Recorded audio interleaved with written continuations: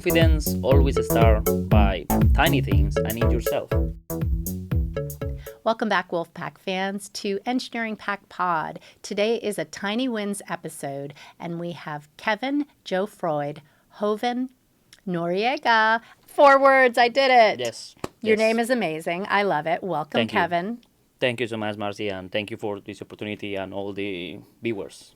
We're so happy to have you. So you are a PhD student in electrical engineering. Yes. Tell us a little bit about what brought you to NC State. This is your second semester.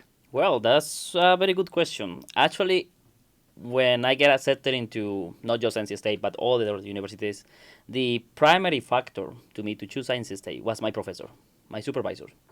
So my supervisor is like, I always, at the beginning, before getting into PhD, I knew that I wanted to do a PhD. But one of the main factors is your advisor. I always consider that it has to be a very good match between you and your supervisor, what you expect, what he expects. So I always thought that a young professor, like someone that just gets started, he will have even more time for me, and also have like this kind of vitality just to upload my abilities, to share all his knowledge. So that's part of what I see the PhD looks like. That's basically the whole idea. So after I get accepted, I say, okay, of course, I received very good advice from my previous advisors, undergrad and also from industry, that my professor, I don't know if I can say the name here, Sure. but Professor Joan is super nice.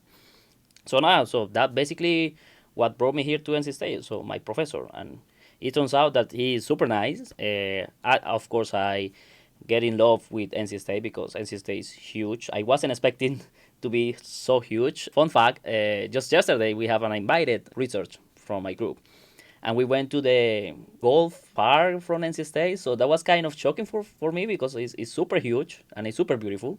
Was it the Lonnie Pool Golf Course? Yes, that Okay. one. That's Yeah. super nice and super beautiful. I actually recommend for everyone to go there. So yeah. Wonderful. That's NC State has so many interesting things. Yes. So it's wonderful to explore the area.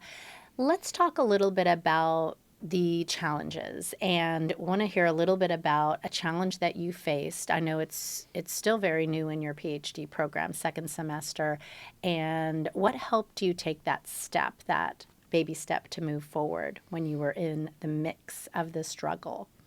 I think that this is considering how you know about yourself. How can I get confidence over many different situations? And one of those situations, for me at least, is like, okay, I have to prove in some way to my supervisor that he made a good choice. Why I'm picking Kevin and no, I don't know, XYZ guy or girl. So what I'm going to do different from all of them. So I need to prove that, and I have to prove it like quickly in some sense. So one of the things that I did at the beginning was to, okay, try to be productive as much as possible, not to compromise my mental health or my physical health, because that's actually super important.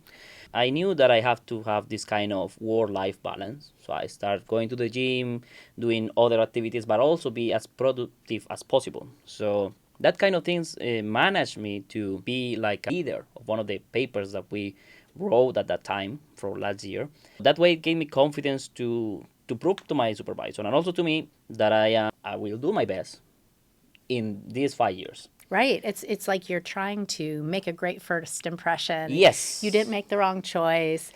But Yes. also that can put a lot of pressure on yourself to Yes. Satisfied. Yes. satisfied and to overachieve. And we know that really smart Yes. people are in these programs, and it can be intimidating. So talk about that tiny win that you had that helped you Yeah, get well, that confidence. yes. I mean, actually, that was one of the things that also my supervisor told me at that moment, because I was getting into super early at the university and getting super late at the university. Like my workload was kind of huge. One time he saw me like super late, and he told me, don't pressure yourself. This is a 5 years road. This is no like a speed run. This is a marathon, as many people say. Yes, right. It's not like it's a race that's 50-yard dash. You're going to be here at Yes. the marathon the Yes. whole, I don't know, Yes. 4 years. Yes, so that's basically, so I start doing something that for me was super meaningful, that is creating short presentations. So I start preparing presentation about very tiny things in terms of research, like, okay, a presentation about this, and I'm going to present it to my group. One of the things that particular was super helpful for all the group is like I'm super good from my undergrad to doing draws like in graphical designs, because I when I want to show my research, I want to that the people that is not expert understand that. And one of the things we drawing something, okay, move something, do something with that figures, and my group members really like it. So this kind of thing that allow me to present to them something that they consider that are important, even for them, is like a kind of tiny win. So I started getting confidence, first of all, with my group members, before getting the confidence with my advisor, on the other hand, because it's more challenging, It's like, okay, I have to prove to something that someone that has maybe high expectations, because he knows many people, not just undergrad, not just master, not just PhD student. He knows many people. So it's super difficult to qualify to his standards. Maybe he know an undergrad student that is doing, I don't know, a PhD work or maybe a postdoc course. So it's super hard to consider that. But for my group members, it's kind of more manageable, I think, and they kind of build confidence in yourself because it's like your group.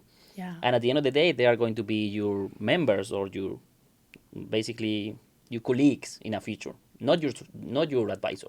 He is going to be somewhere else, but your colleagues are going to be the more surrounded because he is closer to you and to your work and everything else.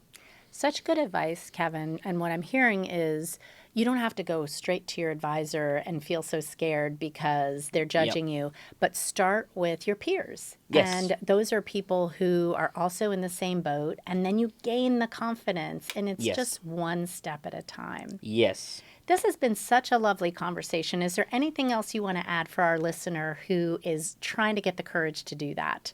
Well, I have many recommendations, but one of the perhaps the main one is confidence always start by tiny things and in yourself.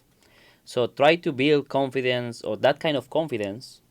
Maybe is for you, maybe it's not the best to approach your peers, right? But something that gives you confidence. Okay, maybe I'm getting confidence by doing other things, like by presenting, by attending other conference, perhaps attending another like professor's meeting, talk with professor.